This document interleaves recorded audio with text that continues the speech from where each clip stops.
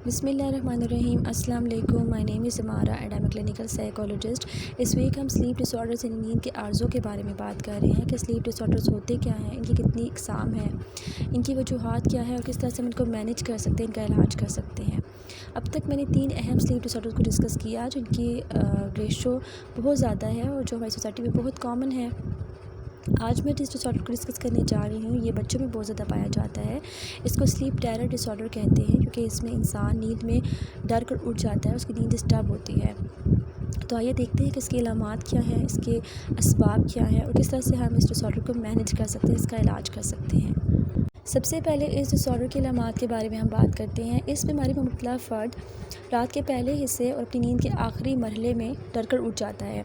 हमारी नींद के 4 फेज़ होते हैं। 4th फेज़ लास्ट फेज़ होता है जिसमें हमें ख्वाब नज़र आते हैं। तो फ़र्द जब इस फेज़ में होता है उसकी आँख खुल जाती है, वो डर कर उठ जाता है और वो पैनिक हो जाता है, वो शाउट करेगा, उसके दिल की धड़कने की रफ्तार तेज़ हो जाएगी, उसको पसीने आएंगे, वो घबरा जाएगा और इधर उधर हेल्थ से देखेगा। इस दौरान अगर आप उसको नॉर्मल करने की कोशिश करें, रिलैक्स करने की कोशिश करें तो वो रिलैक्स नहीं होगा और ये हालत कम से कम 10 से 15 मिनट तक जारी रहती है। इसके बाद फ़र्द कुछ नॉर्मल हो जाता है। उससे अगर पूछें कि आपने कोई बुरा ख्वाब तो नहीं देखा तो वो आपको नहीं बता सकेगा, वो कन्फ्यूज़्ड होगा। इवन कि नेक्स्ट डे आप उससे जब पूछें कि आपके साथ रात को क्या हुआ था तो वो आपको नहीं बताएगा, वो सब कुछ भूल चुका होगा और इससे फ़र्द की नींद पूरी तरह से मुतासिर होती है। हफ़्ते में 2 या 2 से ज़्यादा बार उसको एपिसोड आती है, यानी कि हफ़्ते में 2 या 2 से ज़्यादा बार फ़र्द की ऐसी कंडीशन होती है जिसकी वजह से उसकी पर्सनल, सोशल और प्रोफेशनल लाइफ पूरी तरह से मुतासिर होती है। इसके अलावा इस डिसऑर्डर को डायग्नोज करने के लिए ये जानना ज़रूरी है कि क्या पर्सन कोई ऐसी ड्रग तो यूज़ नहीं कर रहा जिसके साइड इफ़ेक्ट की वजह से उसको ये इशू हो रहा है या उसको कोई और मेडिकल डिज़ीज़ तो नहीं है। इस बीमारी की वजूहात के बारे में अगर हम बात करें तो इसकी कोई स्पेसिफिक कॉज अभी तक मालूम नहीं हो सकी। ये डिसऑर्डर फैमिलीज़ में रन करता है, यानी कि अगर पेरेंट्स में है तो बच्चों में आगे इस डिसऑर्डर की डेवलप करने के चांसेस बढ़ जाते हैं। इसके अलावा वो लोग जो बहुत ज़्यादा स्ट्रेस लेते हैं उनमें ये डिसऑर्डर डेवलप हो सकता है। बच्चों में अगर हम इसकी वजूहात देखें तो सबसे बड़ी वजह सेपरेशन एंजाइटी है, यानी वो बच्चे जिनके पेरेंट्स में सेपरेशन हो जाती है या पेरेंट्स में से किसी की डेथ हो जाती है या बच्चे पेरेंट्स से दूर हो जाते हैं, जैसे उनको बोर्डिंग वगैरह भिजवा दिया जाए तो उनकी प्लेस भी चेंज होती है, वो घर से दूर होते हैं, तो उसकी वजह से उनमें ये बीमारी डेवलप हो सकती है। इसी तरह वो लोग जिनका स्लीप शेड्यूल डिस्टर्ब रहता है, उनकी नींद पूरी नहीं होती, तो ऐसे लोगों में भी इस बीमारी के डेवलप होने के चांसेस ज़्यादा हो जाते हैं। इस डिसऑर्डर के तरीका इलाज के बारे में अगर हम बात करें तो इसमें मेडिकेशन और साइकोथेरेपी दोनों यूज़ की जाती है। मेडिकेशन में ट्राईसाइक्लिक एंटी डिप्रेसेंट्स का यूज़ किया जाता है, लेकिन मेडिकेशन बहुत रेयर केसेस में यूज़ करते हैं, स्पेशली बच्चों के साथ।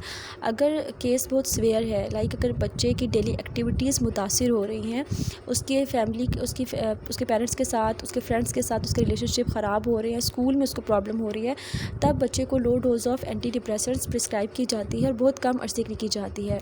बच्चों में इस डिसऑर्डर को मैनेज करने के लिए होम रेमेडीज़ यूज़ की जाती है जिसमें पेरेंट्स की इन्वॉल्वमेंट बहुत ज़रूरी है। पेरेंट्स को चाहिए कि वो बच्चों को अकेला ना छोड़ें, रात को उनके साथ सोएं ताकि बच्चे में अगर ये एपिसोड आए तो वो खुद को नुकसान ना पहुंचा ले। बच्चों की रेस्ट का ख्याल रखें, उनको थकने ना दें। दिन में जब वो स्कूल से घर आएँ तो उनको कम से कम 1 से 2 घंटा प्रॉपर रेस्ट करवाएँ।